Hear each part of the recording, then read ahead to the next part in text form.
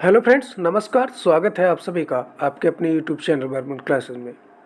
Friends, उम्मीद करता हूं कि आप सभी सीटेट 2022 में होने वाली परीक्षा जो 2023 में पूर्ण होगी में प्रतिभाग करने वाले प्रतिभावान स्टूडेंटों में होंगे, जो इस सीटेट के मायाजाल से निकलकर आने वाली शिक्षक भर्तियों में सम्मिलित होकर अपना भविष्य सफल बनाने की कतार में लगे होंगे।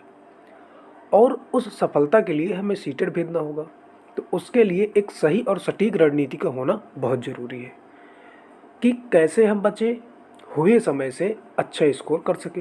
देखिए फ्रेंड्स, अगर आपने पिछले कई महीनों से पढ़ाई की हुई है या कर रहे हैं तो निश्चित तौर पे 100 क्या उससे अधिक स्कोर आप करेंगे, इस बात में कोई संदेह नहीं।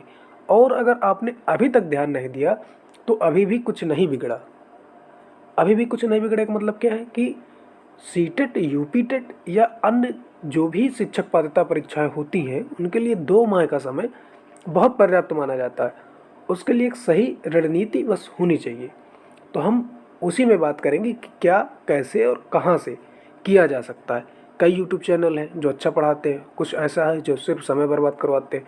तो हम सारी चीज़ें देखेंगे, कौन सी बुक हमारे लिए बढ़िया रहेगी, मॉक टेस्ट कितने दे लेने चाहिए, समय कम पड़ता है या नहीं, क्या क्या अप्रोच होनी चाहिए। तो थोड़ा बहुत हम वो सारी चीज़ें देख लेंगे फ्रेंड्स।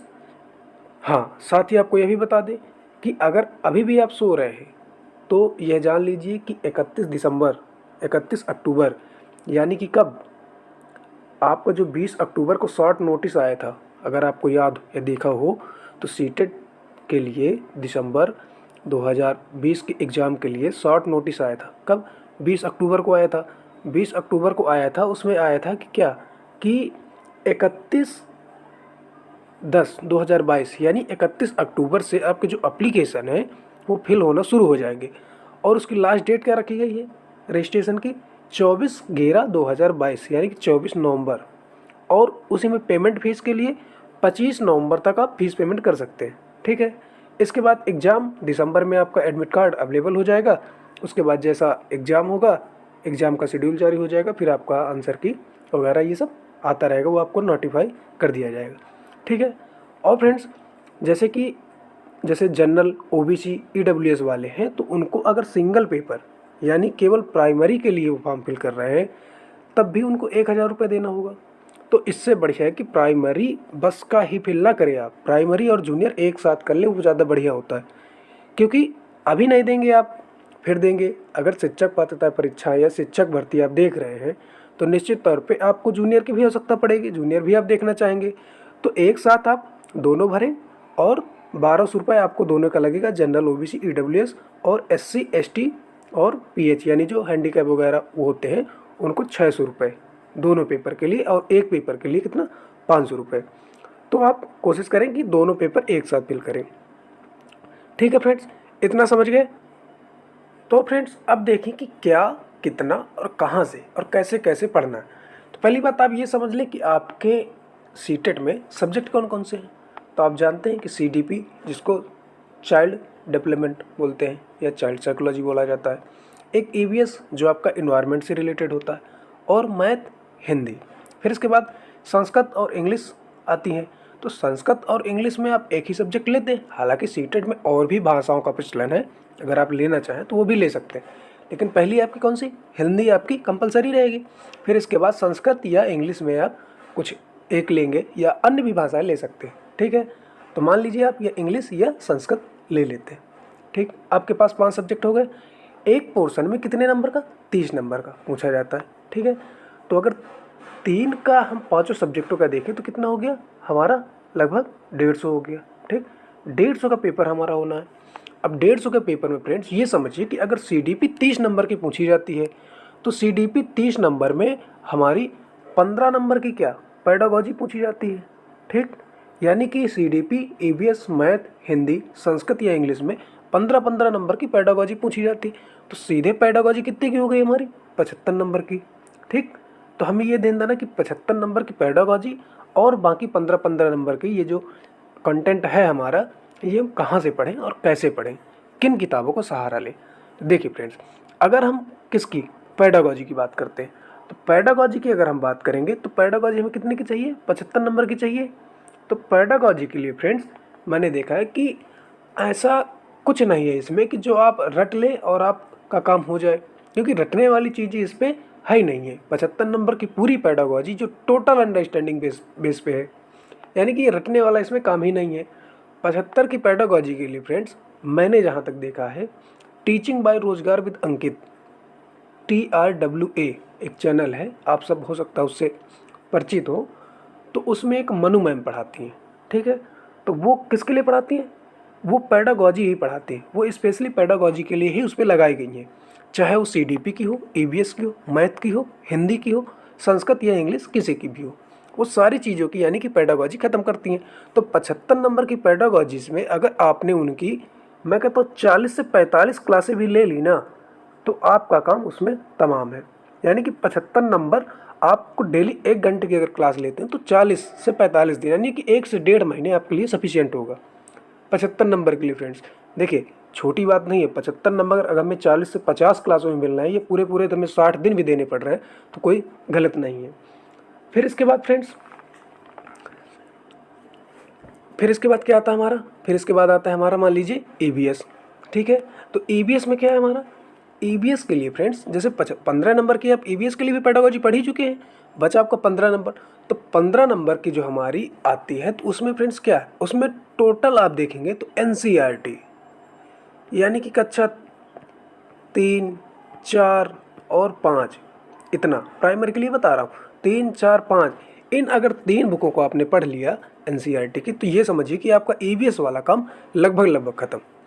तो मैंने क्या बताया कि आपको पेडागोजी कहाँ से पढ़नी है फ्रेंड्स? आपको पेडागोजी टीचिंग बाय रोजगार विद अंकित, और EVS के लिए आपको कहाँ से पढ़ना फ्रेंड्स? एक चैनल है, मैंने देख रखा उसको, SA टीचर, यानी कि SA टीचर एकेडमी है, SA टीचर एकेडमी।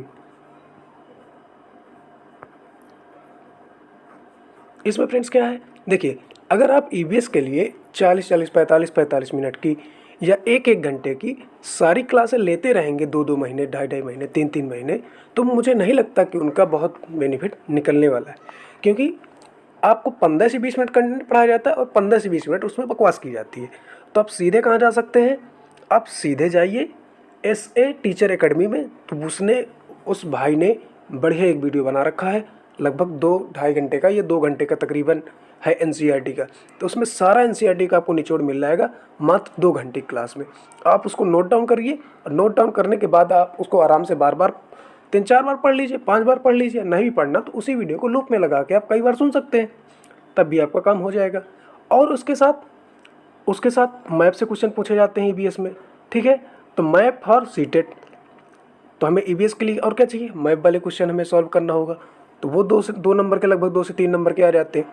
तो उसके लिए एक वीडियो है, वो आपको डिस्क्रिप्शन बॉक्स में मिल जाएगा, आप वहाँ से उसको चेक कर लें। फिर इसके बाद क्या आता है? CDP। तो CDP के लिए फ्रेंड्स, अगर CDP की बात करें तो CDP भी रोजगार विद अंकित में, यानी टीचिंग बाय रोजगार विद अंकित में एक मैम पढ़ाते हैं, गार्गी मैम, ठीक है। वो भी CDP की बड़ी लाजवाब टीचर है। और एक आप जानते होंगे, एक लेट्स लर्न में कौन पढ़ाता है? हिमांशी मैम, वो भी CDP की एकदम ज़बरदस्त टीचर है। तो आप टीचिंग बाय रोजगार विद अंकित या लेट्स लर्न की हिमांशी मैम या गार्गी मैम, 2 में से किसी को भी फॉलो कर सकते हैं। और अगर आपने उनकी 15 से 20 क्लासें भी देख ली फ्रेंड्स, तो ये समझिए कि आपका CDP का काम ख़त्म। क्योंकि फ्रेंड्स देखो, CDP ही एक अच्छा और थोड़ा लेंदी वो है, सब्जेक्ट है आपका।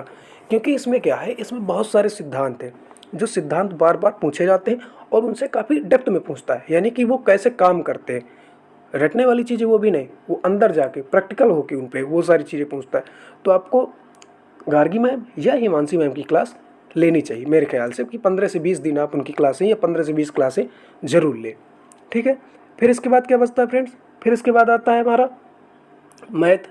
तो मैथ का क्या है फ्रेंड्स? मैथ में ऐसी कोई ख़ास चीज़ें नहीं है। आप देखेंगे या आप किसी भी यूट्यूब चैनल या किसी बुक को प्रेफर करें, वहाँ से अगर आप पढ़ते रहे, तो इसकी भी मान लीजिए आपने कितना, आपके पास 2 महीने का टाइम है, आपने क्या करनी है अभी? 40 से 45 आपको पेडागोजी क्लास करनी है, यानी कि 1 घंटा किस में देंगे आप? पेडागोजी में देंगे। और किस में देंगे? EVS में आपका कि सिर्फ 2 ही वीडियो हैं। कौन सा? एक एनसीईआरटी वाला और एक मैप वाला। तो वो 2 वीडियो कितने, ज़्यादा से ज़्यादा 3 घंटे। 3 घंटे में वो आपका ईवीएस का काम ही लगभग ख़त्म। फिर इसके बाद मैथ, हिंदी और संस्कृत ये बचते हैं। तो अगर इनके आप किसके 15 नंबर की थ्योरी के लिए आधे आधे घंटे 40-40 मिनट की क्लास ले भी लेते हैं, मैं कहता हूँ कि मान लीजिए आपने 2 घंटे की क्लास ली, तो 2 घंटे की क्लास ये लिया आपने, 1 घंटा पेडागोजी की को दिया आपने, कितना हो गया? 2 1 3 घंटा। और इसके बाद आपके पास क्या बचा? आपके पास देखिए प्रीवियस ईयर। फ्रेंड्स, ये बहुत ज़रूरी चीज़ है। अगर आप सीटेट देने जा रहे हैं तो बिना प्रीवियस ईयर के आपका भला होने ही नहीं वाला। ये समझिए कि आप अगर प्रीवियस ईयर दे लेते हैं तो आपने आधे से ज़्यादा चीज़ें पहले ही ख़त्म कर दी। देखिए, जैसे आप ये सारी चीज़ें थ्योरी या पेडागोजी पढ़ रहे हैं, मैं कहता हूँ कि आप 15 से 20 दिन पढ़िए। 20 दिन के बाद आप प्रीवियस ईयर भी उठा लीजिए साथ में, क्योंकि आप कितना टाइम दे रहे हैं? अभी 3 ही घंटे तो दे रहे हैं। अगर आप प्रीवियस ईयर डेली 1 लगाने बैठ गए, जब से शुरू हुआ है, स्टार्ट हुआ है, तो आप कितना, आप महीने 1.5 महीने में लगभग सारे ख़त्म कर देंगे। तो आप प्रीवियस ईयर 1 ज़रूर लगाएं, उससे बहुत सारी चीज़ें आपकी ऐसे ही कंफर्म हो जाएंगी, ठीक है, बिना ज़्यादा मशक्क़त के। और पेपर भी लेंदी होता है उसका, तो पेपर लेंदी होता है तो उसकी टाइमिंग भी परफेक्ट हो जाती है। फ्रेंड्स, आप यकीन नहीं करेंगे, बहुत सारे ऐसे फ्रेंड्स हैं कि अगर उन्होंने पहले पेपर नहीं दिया और डायरेक्ट पेपर हॉल में बैठे तो क्वेश्चन इतने लेंदी होते हैं कि उनको पढ़ते ही रह जाना होता है। आंसर तो बाद में छोड़िए, आपके आंसर तो टिक कब करेंगे, वो सिर्फ पढ़ने में ही टाइम निकल जाता है।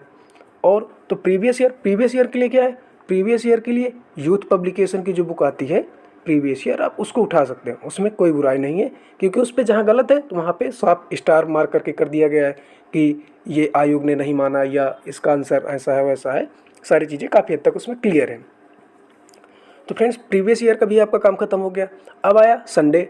तो संडे का फ्रेंड्स, जैसे आप जानते हैं कि सीटेट पहले ऑफलाइन था, अब कैसे हो गया? ऑनलाइन हो गया। तो सीटेट ऑनलाइन के लिए रोजगार विद अंकित फ्रेंड्स एक ऐसा चैनल है जो हर संडे कोई भी एग्जाम हो वो क्या लेके आता है? एक ऑनलाइन अपना एग्जाम लेके आता है, हूबहू पेपर बनाता है, थोड़ा ऊपर नीचे 19-20 होता रहता है। तो आप उस संडे को क्या दे सकते हैं? मतलब डेली आप हर एक संडे को, जब तक आपका पेपर हो नहीं जाता तब तक सीटेट की परीक्षा कहाँ से दे सकते हैं? रोजगार विद अंकित के एप्लीकेशन से। तो वो आपका बड़ा ज़रूरी है, वहाँ वो पूरा एनालिसिस भी कराते हैं, आपके कितने नंबर हैं, कैसे सही हैं, क्या गलत हैं, सारी चीज़ें उसका एक्सप्लेनेशन भी देते हैं। तो फ्रेंड्स, इस तरीके से आप चीज़ें काफ़ी कवर कर सकते हैं। और मुझे नहीं लगता कि ये 40 से 45 दिन से ऊपर का कोई काम है। और अगर अभी से आप शुरू हो जाते तब भी आपके लिए बहुत है। और फ्रेंड्स, जैसे आप क्या पढ़ रहे हैं, मान लीजिए हिंदी है या आप मैथ है, तो इनकी अगर आप एक एक मैराथन भी देख लेते हैं, वो भले ही अभी की ना हो, 1 साल पहले की हो, 2 साल पहले की हो, क्योंकि इतना कुछ नहीं चेंज होता, ठीक है। तो अगर आप वो मैराथन देख के बार बार उनको रिवाइज करते तब भी आपकी चीज़ें एकदम बेहतरीन हो जाएंगी। और सबसे ज़्यादा खेल इसमें प्रैक्टिस का। प्रैक्टिस आप जितनी दबा किए रहेंगे, आप उतने जल्दी पढ़ पाएंगे, उतनी जल्दी भाषा समझ पाएंगे, उतनी जल्दी लैंग्वेज समझ के आप आंसर कर पाएंगे। तो फ्रेंड्स, अगर ये वीडियो आपको थोड़ा बहुत ठीक लगा हो तो वीडियो को लाइक करें और चैनल को सब्सक्राइब करें और अपनी पढ़ाई को धार देते रहें, जिससे आने वाली सीटेट परीक्षा को आप नस्तेनाबूद करके शिक्षक भर्ती में आराम से अपना एक सीट सुनिश्चित करा करके अपना भविष्य उज्जवल बना सकें। Thanks for watching the video.